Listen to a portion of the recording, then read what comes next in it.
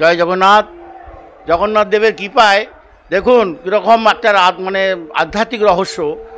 আজ কাল থেকে সারা দিন রাত বৃষ্টি চলছে, আজও বৃষ্টি চলছে। রথ বেরালেন জগন্নাথ দেব, সুভদ্রা, বলভদ্র এবং রাধা মাধবজিউকে নিয়ে। রাস্তায় বেরোনোর পরেই আস্তে আস্তে বৃষ্টি কোথায় সরে গেল।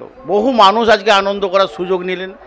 আমাদেরও ভালো লাগলো। আমাদের যে প্রচেষ্টা, এই যে কোলাঘাটে আজকে 41 বছরের পদার্পণ করলেন কোলাঘাটের রথযাত্রা এবং রাধা মাধব মন্দির, এই আজকের দিনে আমাদের একটা আলাদা দিন। কেননা অনেক মানুষই আসেন এই রথযাত্রা, রথের মধ্যে বিগ্রহ দর্শন করার জন্য। দর্শন করে সবাই আশা করি খুব আনন্দ পেয়েছেন।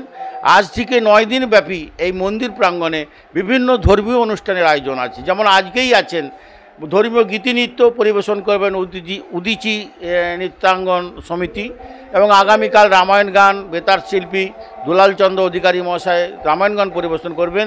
এবং বাকি কটা দিন মানে ভাগবতীয় কথা এবং পুরীর ধাম সম্বন্ধে আলোচনায় অংশগ্রহণ করছেন শান্তনু জানা মহাশয় নবদ্বীপ, এবং তাপস দাস মহাশয় নারাজল পশ্চিম মেদিনীপুর, এবং তৎসহ কার্তিক দাস, এবং শেষের দিনে নীলাকীর্তন গান পরিবেশন করবেন আমাদের পরিতোষ দিনদা।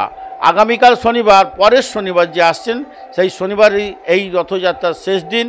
আর শেষের দিনে আমাদের এই রথযাত্রার রথ গতিপথ থাকবে স্টেশন অভিমুখে। স্টেশন থেকে আমরা ফিরে এসে আমাদের যে নীলাকীর্তন গানের পরে আমাদের এই রথযাত্রা উৎসবের সমাপ্তি ঘোষণা করব। এইভাবে আপনাদের সবার সাহায্য সহযোগিতার মাধ্যমে, নগরবাসী সাহায্য সহযোগিতার মাধ্যমে আমাদের এই রথযাত্রা সম্পূর্ণ করার আমাদের চেষ্টা থাকলো। এবং জগন্নাথ প্রভুর কৃপায়, রাধা মাধবের অহৈতুকী কৃপায় আজকে রাধা মাধব মন্দির কোলাঘাটের সবার কাছে একটা পূজনীয় স্থান হয়ে দাঁড়িয়েছে। এটা আমাদের আনন্দ এবং গর্বের বিষয়। জয় জগন্নাথ। আমি রাধা মাধব মন্দিরের একজন সেবক শ্রী ভীমচন্দ্র দাস। আমার